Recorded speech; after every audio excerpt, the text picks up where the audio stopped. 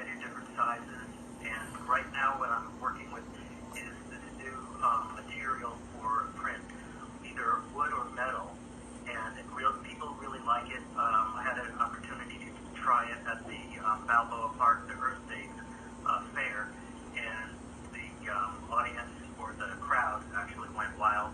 They really liked the idea of putting a wood block or a metal print on their wall. So I'm going to be doing that a lot with my show. I'm very much a fan of durable art because I happen to be a cozy person and gravity's not always my favorite. So art doesn't always stay on the walls. So I appreciate that. Very cool. So can you tell us a little bit about your art style? How did you get into this style? I know you have different kinds. So you guys, this is one type of art he does universe sorts of themes and whatnot. What other types of art do people get to know you from? And how did you get into this? Well, I think that I have a couple styles that I work with, and I kind of go back and forth. And I like the right. I like the kind of the Van Gogh style, where there's a lot of motion, movement, excitement, and all kinds of different colors. Kind of it's kind of like impressionism, but I call it right now super impressionism, where it takes it even a step further. And then I go with I like to go into outer space type of work, where I explore stars, galaxies, and kind of take the viewer on a voyage, on an adventure, and kind of taking them away from their everyday world, and just kind of giving them a chance to see new things. And that's kind of a big thing of mine. And I like water a lot too, so reflections on water. And then I even take both outer space and water, and take the reflection of the stars in the water, and all kinds of stuff like that. Otherworldly for sure. We actually have a couple pictures for you guys to get a glimpse of what your mind is like. So, DJ Swole, if you could show the fans a little bit of what Michael does. We have some galaxy paintings and whatnot, so he'll put those in a little bit. But meanwhile, what would you say, I mean, artists live kind of bizarre lives, because what's normal to us is abnormal to other people. So what are some of the things that have been crazy to you as far as where art has brought you? Okay, well, art has given me an opportunity to travel. I went to Indonesia back in the 90s, and I actually painted on the roof of a gallery in Jakarta, where the temperature is in the hundreds of degrees.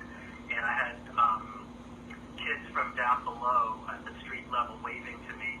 And it was kind of like I felt like a cartoon character, because they see, people doing stuff like that on TV, and to have it done, right in their neighborhood was amazing. I know, you're a superhero. So that was really exciting. And then some of the things that I've done to help myself make a living during the harder times. I've done delivery work. I've done, I've worked for magazines, and I've kind of lived that lifestyle where I've done whatever it took. Sure. And I really like to just have that opportunity to do more painting than other work. Yeah, I think artists, I don't want to speak over everybody, but they happen to be more driven than a lot of professions, because you get shut down, underpaid, underappreciated, what is it? What's the saying? Underpaid, underappreciated, what is it? You know the saying, so come on, you guys, you know what I'm talking about? Yeah, you're Underpaid, overworked, underpaid, underappreciated, and just something about, like, yeah. What is the word? I can't think of it. I know, I can't come up with it. It's on the training, like overtrained, not overtrained, that's not overqualified. Yeah. There you go. Yeah. Thank you very much. Drum roll, please. All right. You get what I'm trying to say, right? Anyway. Exactly. Very cool. Well, I can appreciate how you spend your time. Most definitely. So, is art run in the family? Are you... My family is... Well, we have one really great artist that I never met. She was my grandmother, and she was a painter in New York City. Really? And I wish I would have been able to meet her. And she really was an amazing technical artist. She did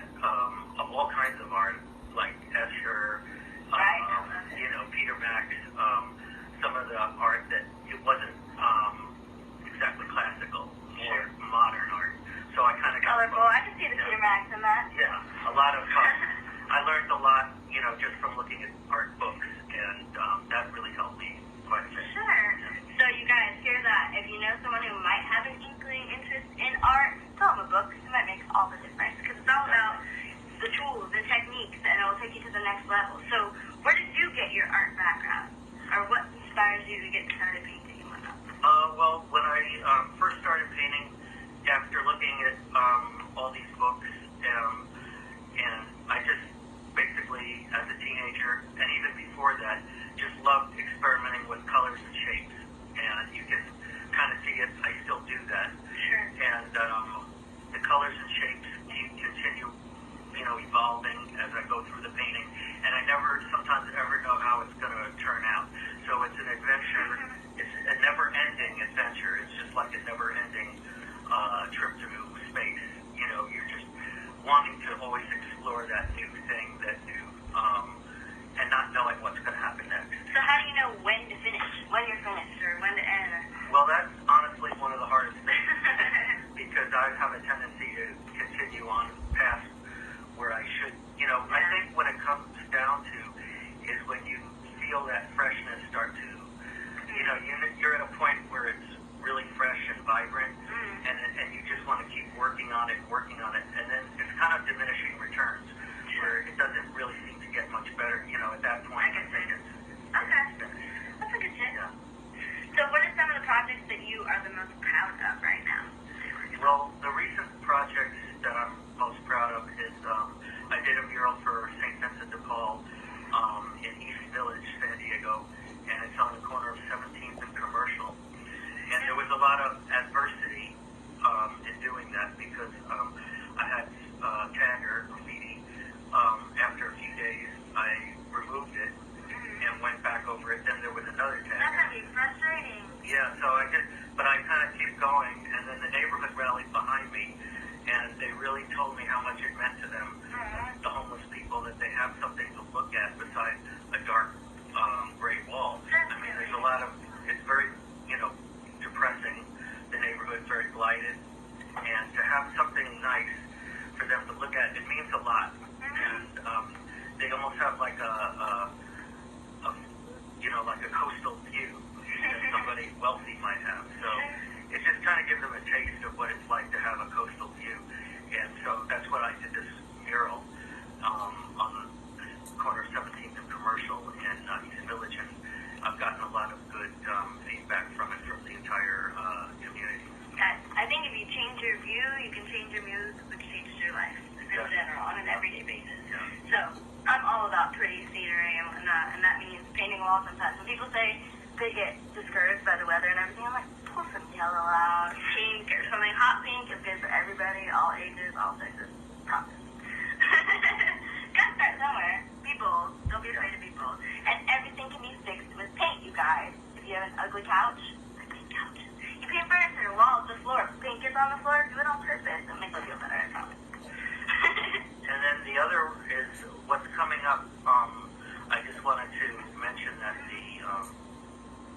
there's a gala coming up on May 31st, which is this coming Saturday, and it's an important gala for the International Children with Cancer, or International Children's Cancer Foundation. And this is going to be a very, very high-profile VIP event, and it's going to be an auction. And I'm going to be auctioning this painting of Balboa Park that I did. We actually have that painting. Yeah, what I did was I put... we'll scroll through to that for you guys. I put there it is. There you go. It's outer space, and that's the botanical gardens. So what I did was like a night scene with the botanical gardens, and anybody in San Diego that has gone to Balboa Park will have seen this, and it had a huge outpouring of support when I did this at the Earth Fair. Awesome. And then this particular painting is going to actually be auctioned off, and the proceeds of 50% will go to the children's. International Children's Cancer Yeah, so Foundation. it's a very important event. And actually, PepsiCo is going to be there to, they're going to get a special preview of the silent auction, before the auction even starts. Pepsi, we're looking out for you. Michael Richard Rosenblatt in the house supporting the children. I need you to recognize this. Yes. Yeah. Thank you. I wish more artists did that. lot of my art away anyways. It should be for a good cause, you know. Exactly. That's what it's all about. I mean, it's really, you know, as artists, musicians have done this in the past, and it's something that artists now can step up